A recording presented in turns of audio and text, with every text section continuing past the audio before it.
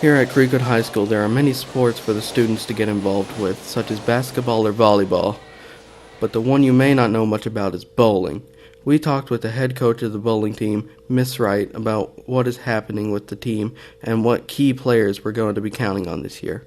Those 5 seniors are some of our key players that we have as well. So Jackson Martin is our lone Red Hawk senior bowler. We have Miss Katie Rye, Kennedy Taylor. We also have Megan Bryant and Josie Parchman that are seniors, and they're our senior Lady Red Hawk bowlers. We spoke with one of the bowlers about what they liked about being on the team. I wanted to join the bowling team because I love the sport, and I feel like if I would join the team, it would make me a better player and meet other people that really enjoy bowling.